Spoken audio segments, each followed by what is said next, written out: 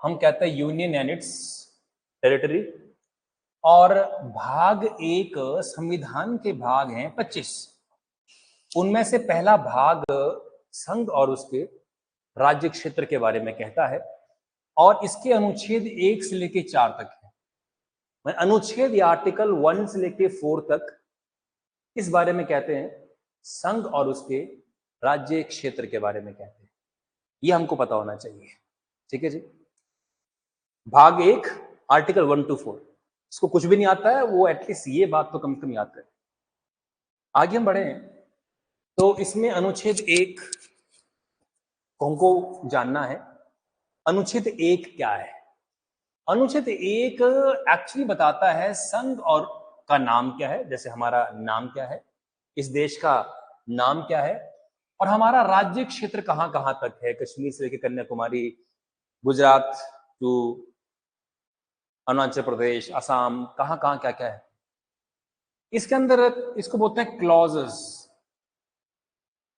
Clause माने अनुच्छेद का अगला भाग। एक तरह से भारत अर्थात इंडिया राज्यों का क्या होगा जी? संघ होगा। India that is Bharat shall be union of states, ये आर्टिकल 1 में लिखा गया है, अनुच्छेद 1 में लिखा गया है। इंडिया दैट इज भारत का अर्थ क्या है?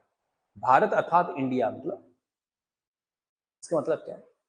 इसका मतलब यह है कि हम अपने देश का नाम इंडिया ही रखेंगे जो अंग्रेजों ने हमें दिया एक तरह से, परंतु ये कुछ और नहीं, भारत ही है। समझे? एक्चुअली चैलेंज ये था हमारे सामने कि जब अंग्रेज 1947 में देश को आजाद जब किया अंग्रेजों ने और फिर आजाद करके गए यहां से, तो चैलेंज क्या था कि देश का नाम क्या हुआ। क्योंकि हमारा देश बहुत पहले से भारत के नाम से जो है जाना गया, बहुत स्टार्टिंग में। फिर मुस्लिम आक्रमण यहां स्टार्ट होते हैं तो हमें कहे हमारा नाम कुछ हिंदुस्तानी हो गए जी। जैसा राजा जैसे उसकी लैंग्वेज वैसे ही नाम हो जाते हैं। और जब अंग्रेज आए तो उन्होंने हमारा नाम रख दिया जी इंडियंस, राइट। तो हमारे 3 नाम, भारत, हिंदुस्तानी और इंडियंस। खैर हिंदुस्तानी तो बीचों बीच का नाम था, इसे आप छोड़ भी दें तो प्राचीन काल से जो हमारा नाम था वो था भारत, और अब है इंडिया।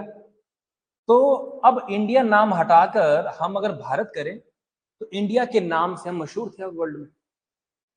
मैंने काफी समय से हमारा नाम क्या था जी? इंडिया था। हम भारत रखेंगे तो कंफ्यूजन पैदा हो जाएगी। जैसे मान लो किसी लड़की का नाम हो श्रेया, सपोज करो, उसने 5वीं क्लास में नाम चेंज किया और 10वीं क्लास तक उसका नाम क्या था जी? श्रेया। अब उसे लोग जान रहे हैं किस नाम से? श्रेया नाम से।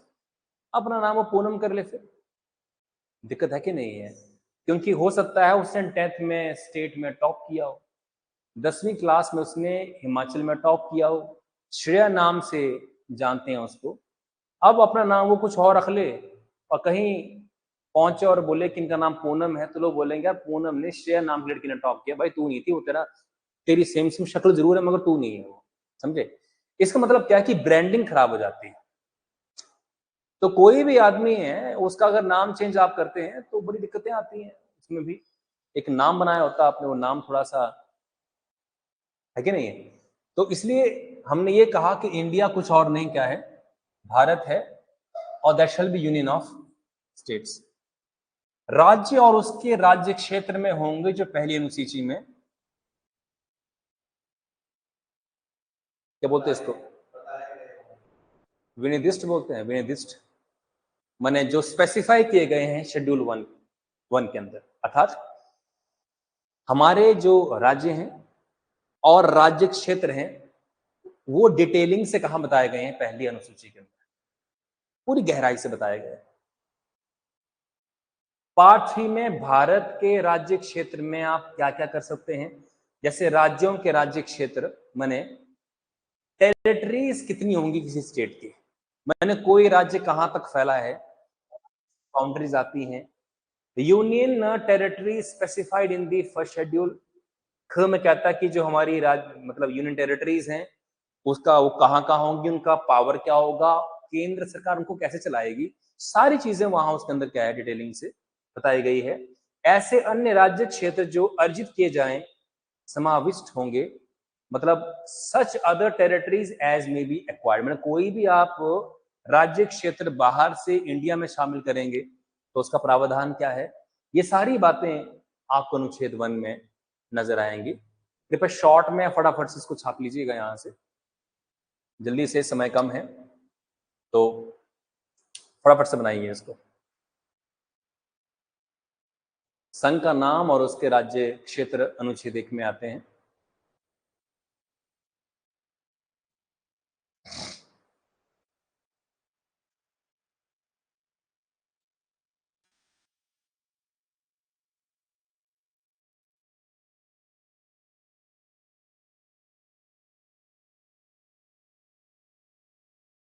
हो गया जी?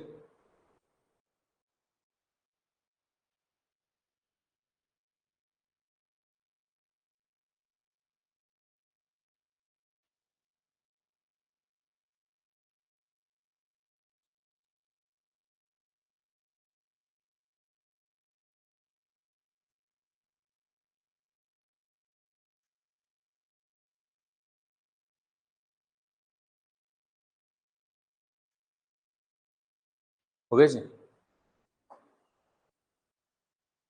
देखें,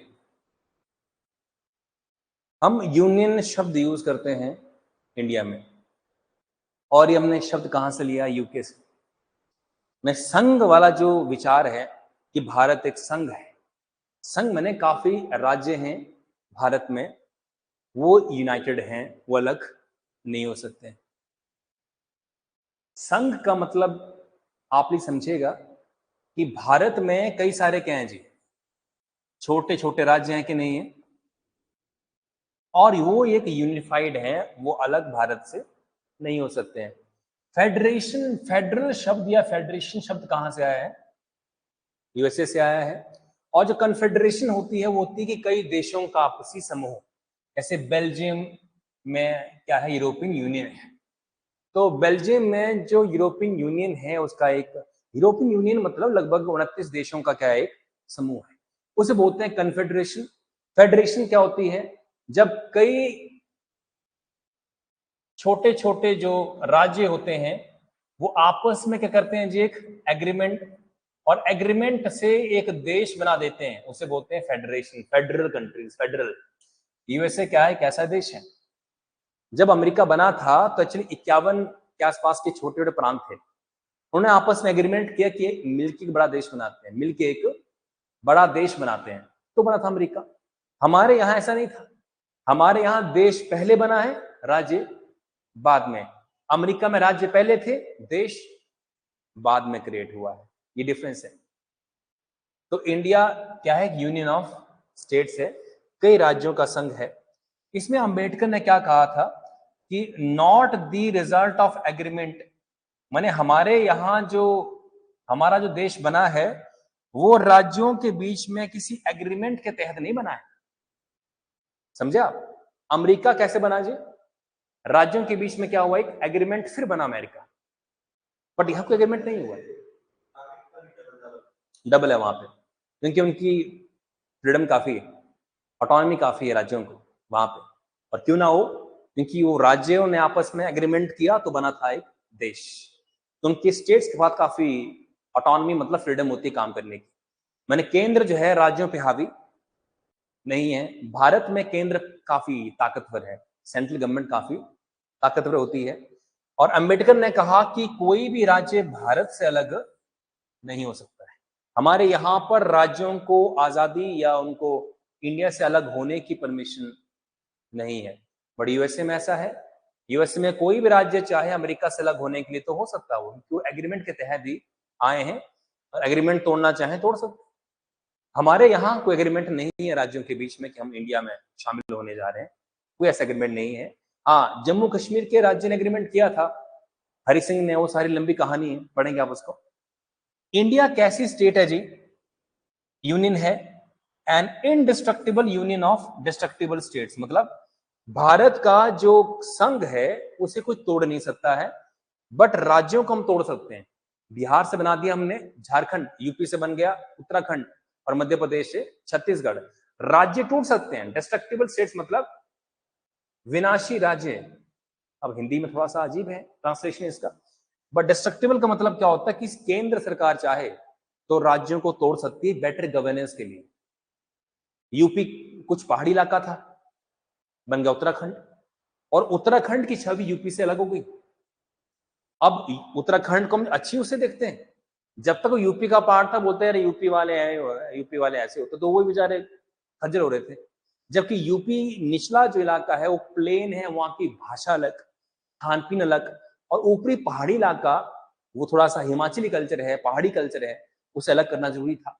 बिहार के अंदर आप देखेंगे जो झारखंड का इलाका है वो है ज्यादातर ट्राइबल इलाका, तो वो ट्राइबल जो इलाका था उसकी सुनी कहा सुनी उसकी हो रही थी बार बार बिहार के सेंट्रल लोगों के साथ, ये हमारा कोई सुध बुध ले रहा है, तो वहां को आजाद मतलब वहां को अलग कर दिया गया। पर कोई भी राज्य कभी भी देश से अलग, ये जो यूनियन है हमारी वो क्या है, इनडिस्ट्रक्टिबल, मैंने ये कोई देश से अलग नहीं हो पाएगा, अलाउड ही नहीं है देश से अलग होने का। यूएसए में क्या है, उल्टा है। यूएसए क्या है, डिस्ट्रक्टिबल इनडिस्ट्रक्टिबल यूनियन है ऑफ इनडिस्ट्रक्टिबल स्टेट्स। माने अमेरिका में भी ऐसा प्रावधान है कि कोई राज्य बोले कि मैंने अलग होना तो अलग वो हो नहीं सकता है, परंतु ये भी है कि कोई राज्य को अगर तोड़ना है तो तोड़ भी नहीं पाएगा उसको। फर्क है। आप देखिएगा अमेरिका में क्या है, एन इनडिस्ट्रक्टिबल यूनियन, मतलब अमेरिका में कोई राज्य चाहे कि मैंने अलग होना है तो अलग वो नहीं हो पाएगा, परंतु केंद्र सरकार चाहे भी तो राज्यों को तोड़ नहीं पाएगी। ऐसे ही अपने इंडिया में केंद्र सरकार चाहे तो राज्यों को तोड़कर दो राज्य उनकी बना सकती है, तीन बना सकती है, या दो छोटे राज्य मिलाकर, या दो छोटी यूटीज को मिला के एक बड़ी यूटी बना सकती है। ऐसे दादरा नगर हवेली और दमन और द्वीप, इनको एक ही बना दिया गया है, ऐसा कर सकती है केंद्र सरकार। समझा? तो इसको लिखिएगा जी जल्दी से। यूनियन वाला कॉन्सेप्ट यूके से आया है, फेडरेशन वाला कॉन्सेप्ट यूएसए से आया है, कन्फेडरेशन यूरोपियन यूनियन जैसा एक वो है। इंडिया एक यूनियन ऑफ स्टेट्स है। अंबेडकर ने कहा था कि हम किसी एग्रीमेंट के तहत नहीं बने हैं, इसलिए कोई भी भारत से अलग नहीं हो सकता है, और भारत जो है वो विनाशी राज्यों का एक अविनाशी संघ है, परंतु जो यूएसए है वो अविनाशी राज्यों का एक अविनाशी क्या है, संघ है। मैं ना तो केंद्र सरकार, ना तो वो देश से अलग हो सकते हैं और ना ही केंद्र सरकार उन राज्यों को ब्रेक कर सकती है या मर्ज कर सकती है, अलाउड नहीं है वहां पे। ठीक है जी। अब जो एक्वायर्ड टेरिटरी होती है जी, एक्वायर्ड टेरिटरीज मतलब अधिक गृहीत क्षेत्र। मान लो इंडिया ने सपोज कर लो कि किसी क्षेत्र को अपने कब्जे में कर लिया किसी भी तरीके से, उसके तीन तरीके हैं, तो उसके बाद क्या होगा हम नहीं पढ़ना है इस स्लाइड के अंदर। इंडिया जितना भी है काफी बड़ा है, बट क्या पता कल परसों इंडिया कराची को अपने अंडर कर ले, लाहौर अपने अंडर कर ले, हु नोस। तो क्या तरीके हैं, एक होता है cessation, plebiscite, treaty, purchase, gift, lease, जो भी है। जैसे महाराजा हरि सिंह ने एक ट्रीटी के जरिए कश्मीर और जम्मू को इंडिया में मर्ज कर दिया था। तो एक होता है सेशन मतलब मिला देना। प्लेबिसाइट क्या होता है, कोई भी मान लो इंडिया के बगल का कोई देश है और वो अपने, जैसे नेपाल है, नेपाल के कुछ लोग हैं जो नेता हैं और वो कहते हैं कि हम इंडिया में शामिल होना चाहते हैं, जो वहां विरोधी पार्टियों के नेता हैं, और वहां पे प्लेबिसाइट कराया जाता है। और इस प्लेबिसाइट लोगों की राय लेना, वोट करवाना, और वहां पे बहुमत में लोग कैसा कहते हैं कि हम इंडिया के साथ आना चाहते हैं, तो उस तरीके से भी भारत में शामिल हो सकते हैं। एक होती ट्रीटी, मैंने समझौता, कि इंडिया और भूटान के बीच में क्या हो गया, समझौता हो गया, तो भी वो इंडिया का पार्ट बन सकता है। इट इज पॉसिबल, क्योंकि जो हमारा ये अपना सिक्किम है वो भी इसी एग्रीमेंट से इंडिया का पार्ट बना है बाद में 1975 में जाकर। तो आज अगर ये बन सकता है तो भूटान क्यों नहीं बन सकता है। भूटान भी कल परसों ऐसा करे तो इंडिया का पार्ट बन जाएगा वो। ठीक है जी। ऑक्यूपेशन, व्यवसाय, पोजेशन, अच्छा ये तो लिखा नहीं, परचेज मतलब पैसे देके खरीदना। जम्मू कश्मीर को गुलाब सिंह ने अंग्रेजों से उस समय में 1 करोड़ रुपए देकर खरीदा था। You can purchase. श्रीलंका का मान लो कोई टापू है, 2 पैसे ले लो उसको, अपने खरीद लो। Is it possible not? कोई कंट्री चाहे कोई भी देश परचेज कर सकती है, इट इज पॉसिबल। कोई टापू ले सकती है, इट इज पॉसिबल। ऑक्यूपेशन व्यवसाय, पोजेशन अनऑक्यूपाइड, कब्जा रहित पर कब्जा। कई बार क्या होता है, कोई ऐसे टापू होते हैं, आइलैंड होते हैं जिस पर किसी का क्लेम नहीं होता जी। कई बार किसी कारण से वो टापू किसी की भी नजर में नहीं आते हैं, तो गवर्नमेंट चाहे तो उसे अपने कंट्रोल में ले सकती है। ऐसा कई बार होता है जी। आप पैसिफिक ओशंस में से कई आइलैंड हैं जो अनऑक्यूपाइड है, कोई गया नहीं वहां पे, वहां बड़ा अजीब जीवन है।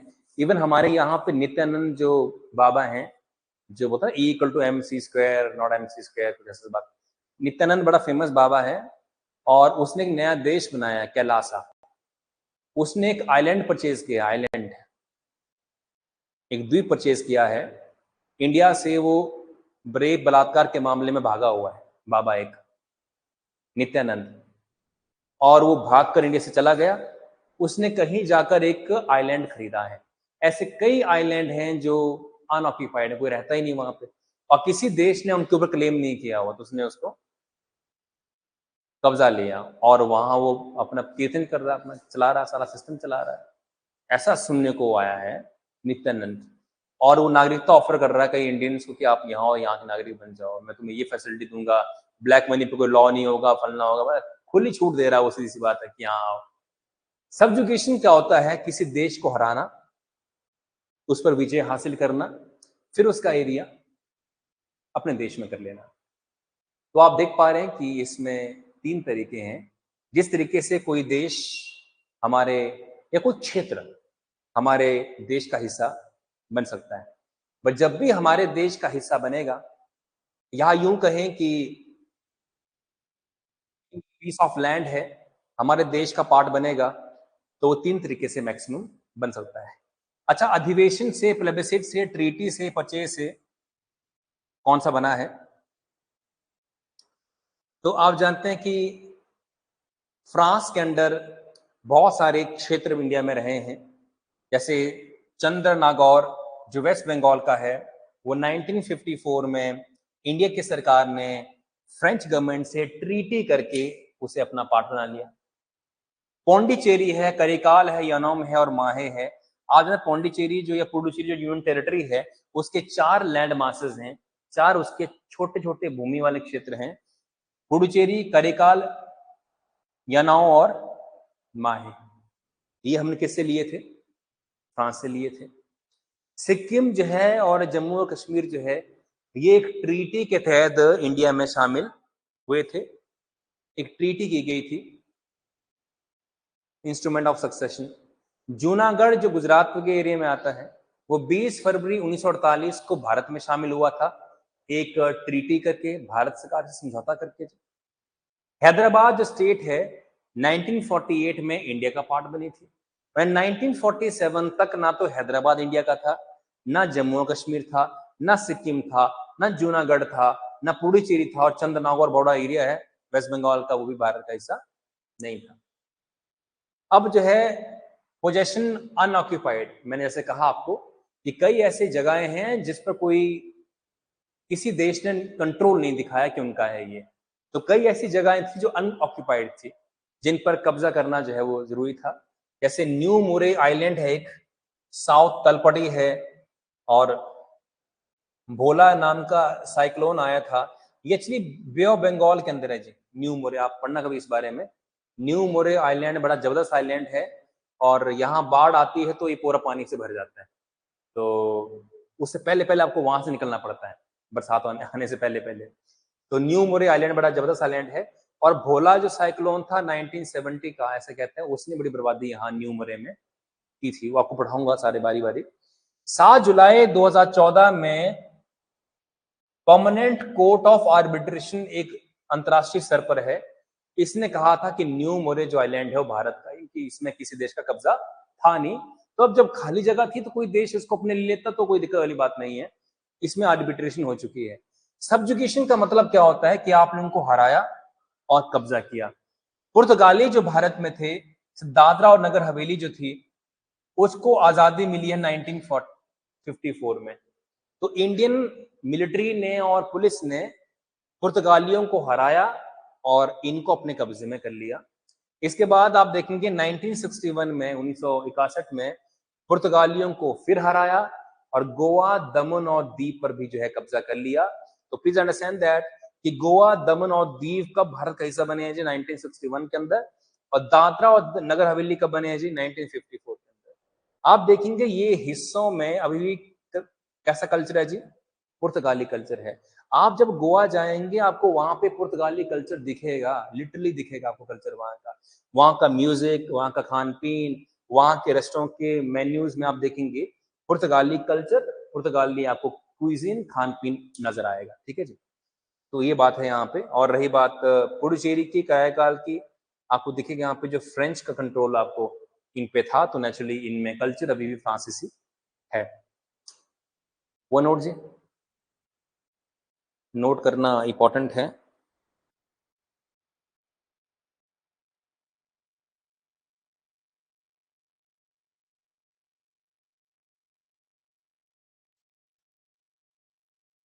हो गया जी, नोट है। ठीक, गोवा, दमन और दीव, कृपया अंडरस्टैंड कीजिएगा। गोवा, दमन और द्वीप की हम बात करेंगे। ये भाई गोवा, गोवा, दमन और द्वीप को आजादी, या यूं कहें कि भारत का हिस्सा बनता है कब? ये 19 दिसंबर 1961 में, तारीख आप नहीं भूलेंगे। और भारत की सेनाओं ने जो ऑपरेशन चलाया वहां पे, जैसे पहलगाम में जब ये किस्सा हुआ तो ऑपरेशन सिंदूर चलाया गया उन आतंकवादियों को सबक सिखाने के लिए, और पाकिस्तान पर भी टारगेटेड फायरिंग की गई थी। ऑपरेशन विजय के तहत जो है वो गोवा भारत का हिस्सा बना। इस ऑपरेशन में हमने जो अपनी पुर्तगाली फोर्सेस इनको हराया वहां पे। और जैसे ही ये हुआ तो 30 मई 1987 में जो गोवा है वो बन जाती है क्या जी? भारत की 25वीं स्टेट। और दमन और दीव बन जाता है यूनियन टेरिटरी। तो गोवा जो है भारत की 25वीं स्टेट थी, ये आप नहीं भूलेंगे। और अगली बात आप जो नहीं भूलेंगे वो यह है कि गोवा को आजादी किस वर्ष मिली, या गोवा भारत का अंग किस साल बना? 19 दिसंबर 1961 के अंदर, ये आप नहीं भूलेंगे। ठीक है जी, these are the very basic information. Operation Vijay भी आप नहीं भूलेंगे कि ऑपरेशन विजय का संबंध किसके साथ है।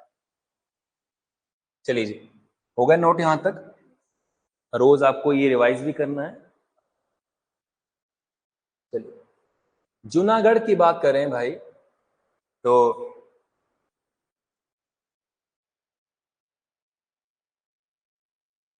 जूनागढ़ 20 फरवरी 1948 को भारत का अंग बना। उस समय वहां के राजा थे मोहम्मद महाबत खान जी तृतीय। नहीं चाह रहे थे कि बने, क्योंकि उनका जो झुकाव था वो पाकिस्तान की ओर था। मुस्लिम थे राजा, स्वाभाविक सी बात है। और पाकिस्तान को जब बनाया गया तो ऐसा कहा गया कि पाकिस्तान तो इस्लामिक मूल्यों पे चलेगा। जो पाकिस्तान है दुनिया का सबसे बेहतरीन मुल्क होगा, इस्लाम के नक्शे कदम पे चलेगा। आज देखो पाकिस्तान की क्या हालत है। तो बोलने का क्या है कि कोई भी बात कहना बड़ा आसान है, जोश नया नया जो है नौरोज होता है। ऐसा उर्दू में कहा गया कि 9 दिन या 9 डेज वंडर बोलते हैं इसको अंग्रेजी में। मैंने कोई भी आप काम स्टार्ट करते हैं तो आप बड़े खुश स्टार्टिंग होते हैं, बड़ी मोटिवेशन होती है कि आप तो झंडे गाड़ देंगे। मगर प्रॉब्लम कहाँ आती है? कॉन्टिन्यूटी मेंटेन करने में। जैसे पाकिस्तान जब नया नया बना तो बड़ी पॉजिटिविटी पाकिस्तान के अंदर थी कि अन्याय नहीं होगा, इंसाफ होगा, धर्म। अब धर्म के बारे में सभी लोग क्या समझते हैं? जैसे आप लोग हिंदू धर्म से हैं, या मान लो कोई इस्लाम धर्म से हो, क्रिश्चियनिटी से हो, सभी धर्म तो बिल्कुल क्या करता है? इंसाफ करता है। मगर पाकिस्तान में जो इंसाफ आप देखते हैं कि वहां तो आए दिन बम फटते हैं, आतंकवादी हैं, जीडीपी कहाँ जा रही है उनकी, उनका अपना सिस्टम कहाँ है, एजुकेशन कहाँ है, एम्प्लॉयमेंट कहाँ है, मतलब बुरी हाल है। तो बोलने का अर्थ क्या है, 20 फरवरी 1948 को जूनागढ़ जो गुजरात के अंदर ही है, उसमें एक प्लेबिसिट होता है। What is plebiscite? प्लेबिसिट मतलब होता है कि लोगों के द्वारा किया गया एक जनमत, उस जनमत में लोगों ने इंडिया के पक्ष में वोट किया। तो राजा को बोला कि अब तू जो है चुपचाप कहीं कोना पकड़ ले, राइट, क्योंकि पब्लिक ही तेरी नहीं है। समझा? देखिए, अंडरस्टैंड कीजिएगा, राजा किसी क्षेत्र पर अधिकार कब तक दिखा सकता है? जब तक पब्लिक उसके साथ हो, पब्लिक उसके साथ हो। जब पब्लिक बोले कि हम आपके साथ रहना नहीं चाहते हैं, तो क्या होगा फिर उसके बाद? राजा की पावर जियो। राजा की पावर किससे होती है जी? पब्लिक से होती है। अगर पब्लिक ही उसे पसंद ना करे तो गया वो। तो इंडिया में डेमोक्रेसी थी, तो इंडिया की जो सरकार है उसने कहा कि भाई तुम्हें अगर भरोसा है अपने लोगों पर कि नहीं ये तो मेरे वफादार हैं, चलो प्लेबिसिट करा लो। और प्लेबिसिट में अगर मान लो वो बोलते कि नहीं हम तो राजा के साथ रहेंगे, वो जो कहेंगे वही करेंगे, तो फिर भाई तुम अपना देखो, कोई दिक्कत नहीं है। और यहाँ नेहरू एंड ऑल बड़े स्मार्ट लोग थे, उनको मालूम था कि राजा से कौन खुश हुआ है, राइट। तो करवा दिया प्लेबिसिट, और जैसे ही करवाया तो बहुमत किस तरफ गया जी? इंडिया की ओर। तो ऑटोमेटिकली फिर उसको सरेंडर करना पड़ा राजा को, तो ठीक है अब तो यही है। तो ये प्लेबिसिट हो गया जी। हैदराबाद जो है वो ऑपरेशन पोलो के तहत 1948 में इंडिया का पार्ट बना। हैदराबाद का जो ये उस्मान अली खान था वहां का नवाब, बड़ा अड़ियल था जी। और पाकिस्तान में मोहम्मद हमीदुल्लाह, यूं कह लीजिए पाकिस्तान की ओर से भारत आए हुए थे, और वो चाह रहे थे कि हैदराबाद किसका पार्ट बन जाए जी? पाकिस्तान का। समझे? अब आप देख सकते हैं कि हैदराबाद कोई छोटा जगह नहीं है। आज का लगभग तेलंगाना पूरे का पूरा और आधा आंध्र प्रदेश, इतना बड़ा है हैदराबाद। मतलब आप यूं मान के चलिए कि हैदराबाद और बांग्लादेश साइज में क्या थे, बराबर थे उस समय। जैसे आज बांग्लादेश ना, जैसे जिस साइज का आज बांग्लादेश है, उसी साइज का एक टाइम पे क्या था? हैदराबाद था। तो हैदराबाद का कौन था नवाब? उस्मान अली खान। तो यहां पर इंडिया की सरकार ने ऑपरेशन पोलो चलाया, हमारी मिलिट्री घुस गई हैदराबाद में, राजा ने किया सरेंडर सुल्तान ने, और जबरन जो हमने उसको इंडिया में शामिल कर लिया। अगर सरकार जबरन नहीं करती और ये कहने की हिंदुस्तान ने नाइंसाफी की उनके साथ, तो बताइए इंडिया में कितने छेद होते जी देखा जाए तो। ये उसका पार्ट नहीं होता, हमें बीएसएफ यहां भी रखनी पड़ती है जी है ना। ये भी इंटरनेशनल बाउंड्री होती है हैदराबाद की सारी, है ना। जूनागढ़ ऊपर गुजरात में, वो भी क्या होती है? इंटरनेशनल बाउंड्री, यहाँ भी बीएसएफ लगी होती है। तो कितनी सारी इंटरनेशनल बाउंड्री इंडिया में होती है, कितनी मिलिट्री हमारी कंज्यूम होती, कितना पैसा हमारा खर्च होता। और हो सकता है कि पाकिस्तान हमें यहां से अटैक करे और बीच में से हैदराबाद हम पर जो है वो प्रॉब्लम क्रिएट कर दे, तो फिर तो पंगा ही पंगा था। तो इनको इंडिया में शामिल करना बहुत क्या था जी, जरूरी था, क्योंकि इस तरह की अंदर की बाउंड्रीज जो है वो हमारे लिए ठीक नहीं था। और पटेल ने ये सब काम किए। पुडुचेरी की बात करी जाए जी, पुडुचेरी आप जानते हैं कि आज जो पुडुचेरी है, यमन है, राइट, माहे यहाँ जैसे केरल के पास है, ये पुडुचेरी है। तो कुछ ये हिस्सा है, कुछ ये हिस्सा है, कुछ ये हिस्सा है, ये सब मिला के पुडुचेरी है। पुडुचेरी कोई छोटा सा हिस्सा नहीं है, थोड़ा वो तमिलनाडु की बॉर्डर पर है और थोड़ा वो कहाँ है जी? केरल के साथ लगा हुआ है। सब मिला के 4 प्रांत आते हैं इसके, माहे, यमन, कराईकाल और पुडुचेरी। तो ये है, और यह किसके अंडर थे जी? फ्रेंच के अंडर थे। और पुडुचेरी या पौंडीचेरी जो भी कहिए, ये भारत का अंग बनते हैं 1 जुलाई 1960 के अंदर, ठीक है जी, पौंडीचेरी और पुडुचेरी। और सितंबर 2006 के अंदर इनको यूटी का दर्जा दिया गया, एक प्रॉपर यूटी, जैसे दिल्ली है ना वैसे वैसे यूटी, प्रॉपर फ्रीडम इनके पास है इत्यादि जो भी है। जो चंदर नगर की बात की थी मैंने, चंदर नगर आपको बता दूं कि यह जो है वो पश्चिम बंगाल का इलाका समझिए आप। और इसे डी जूर मतलब कानूनन रूप से 9 जून 1952 को फ्रांस ने इंडिया को दे दिया। वो कानूनन सेटलमेंट हुई कि देखो भाई, अब तुम बच्चे कहीं नहीं हो, ये क्या करोगे इसका तुम, है ना, छोड़ो इसको। क्योंकि अगर फ्रांस यहाँ रहता तो यहाँ भी अंतर्राष्ट्रीय क्या होती, बॉर्डर होती, बड़ी दिक्कत थी। तो 2 अक्टूबर 1955 को जो चंदन नगर है सॉरी, वो पश्चिम बंगाल का क्या बन गया, हिस्सा बन गया। तो कई बार एग्जाम में ऐसे भी आया है कि चंदन नगर जो है वो कहाँ है, किस किस स्टेट में है, और इसकी हिस्ट्री क्या है कि ये किसका पार्ट था जी, फ्रांस का पार्ट था। और इसे जो है वो फ्रांस ने वेस्ट बंगाल वाले एरिया में इंडिया को सौंप दिया था।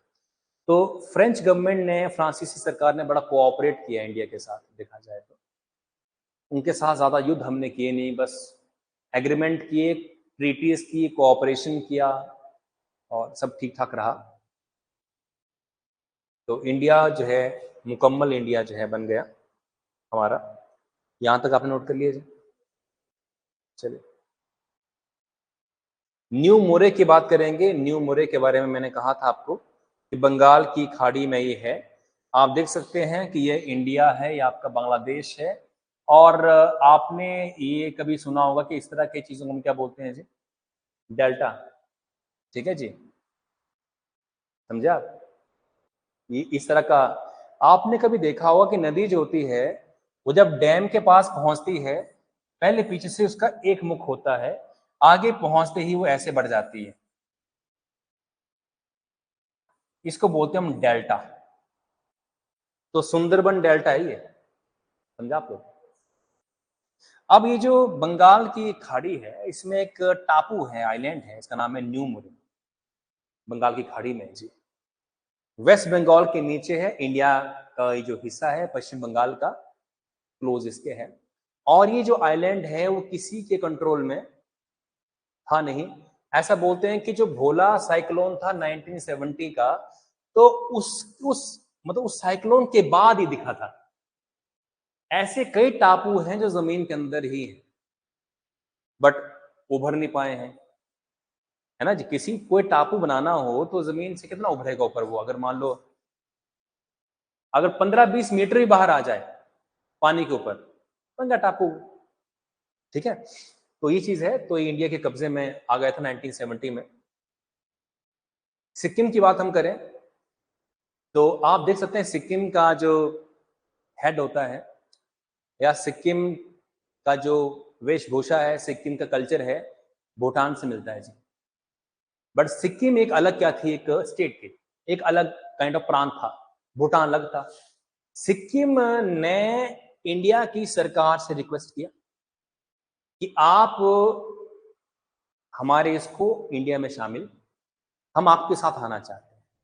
वो उसने देखा ना सिक्किम ने कि इंडिया का कल्चर बड़ा सही कल्चर है, इसमें सबको फ्रीडम मिल रही है, डेमोक्रेसी है, लोकतंत्र है, और बड़ा अच्छा काम कर रही है।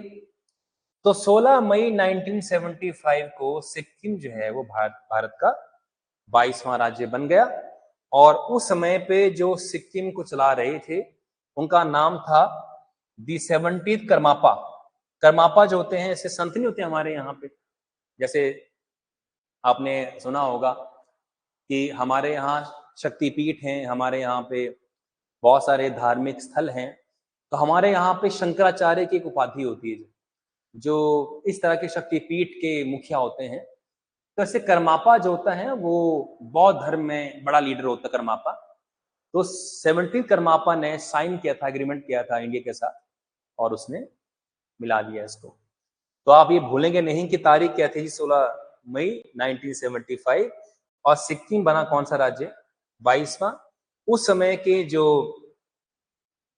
व्यक्ति थे जिन्होंने ऐसा किया वो क्या थे, 70 करमापा नाम था, उर्गेन त्रिणय दौरजे इसका नाम था, उसने साइन किया था। तो ये छोटी छोटी बातें हैं, अभी हम जब सुनते हैं ताजा होती हैं, लगता है कि कोई बड़ी बात नहीं है।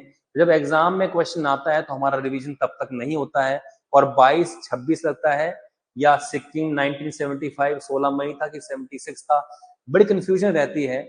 और नाम व्यक्ति का क्या था ये आपको प्लीज भूलना नहीं है। मैं आपको बहुत डिटेलिंग से करवा नहीं रहा हूं, मैं कटवट करवा दूंगा, पर आपके एग्जाम के पॉइंट ऑफ व्यू से करवा रहा हूँ। जो एग्जाम आपका है उस एग्जाम में क्या रेलिवेंट है उतना ही बताऊंगा बस आपको। चलिए आगे बढ़ते हैं। आर्टिकल 2 क्या बोलता है समझिएगा। आर्टिकल 2 कहता है कि संसद विधि के द्वारा मीन्स बाय लॉ, कानून के जरिए ऐसे निबंधनों और शर्तों पर जो वह ठीक समझे संघ में नए राज्यों को ला सकती है और उनकी स्थापना कर सकती है। अनुच्छेद 2A के तहत सिक्किम को लाया गया है। सिक्किम इंडिया का पार्ट नहीं था, सिक्किम को इंडिया का पार्ट बनाया गया है। अनुच्छेद 2A बड़ा इंपॉर्टेंट है, कई बार एग्जाम में आया है कि अनुच्छेद 2A किसके साथ संबंधित है, सिक्किम के साथ संबंधित है। इस अनुच्छेद को जब इंसर्ट किया गया था तो आया था। प्लीज ऑलवेज अंडरस्टैंड, इंडिया का कोई भी भूमि अगर किसी और देश को देना है या किसी और देश का भूमि इंडिया को लेना है तो कॉन्स्टिट्यूशन में अमेंडमेंट करनी पड़ती है भाई, प्लीज भूलेगा मत। कॉन्स्टिट्यूशन में क्या करनी पड़ती है जी, अमेंडमेंट मतलब संशोधन करना पड़ता है, संशोधन तो जाके ऐसा होता है। अनुच्छेद 2 में अमेंडमेंट किया और 2A बना दिया सिक्किम के लिए। चलिए आज इतना डिस्कस करते हैं। कल तारीख 1 है तो मैंने कल कहा था कि हम हिस्ट्री भी स्टार्ट करेंगे, पर 1 तारीख से करते हैं।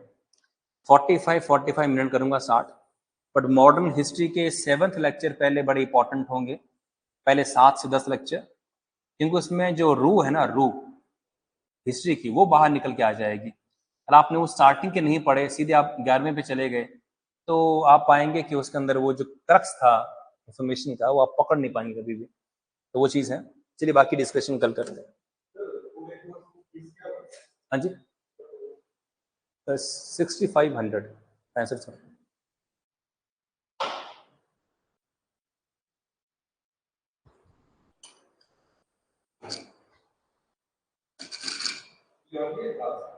हाँ जी कल से होगी जो हिस्ट्री वाली क्लास कह रहा हूँ ना मैंने कल से हमने करना क्या है, जो ही क्लास खत्म हुई हमारी इंग्लिश वाली त्यों ही मैंने जो है स्टार्ट कर दी कि फिर हमारे पास हिस्ट्री वाले टाइम मॉर्निंग टाइम में तो इकोनॉमी चल रही है और इकोनॉमी ना वो हाँ हाँ उनको दिक्कत है, मैं मानता हूँ ये तो समस्या है, बट मॉर्निंग के टाइम पे फिर मेरी क्लास मैथ्स की भी होती है, थोड़ा क्लैश हो रहा है ना, क्लैश ये समस्या है। कुछ देखते हैं क्या किया जाए, क्योंकि इकोनॉमी वाली में शिफ्ट कर नहीं पाऊंगा, वो बैंकिंग वाले स्टूडेंट बैठते हैं आपके साथ तो उनके लिए भी सही है वो, और इसके अलावा कहाँ पॉसिबल है 12 से 1, देखता हूँ कुछ बनाते हैं।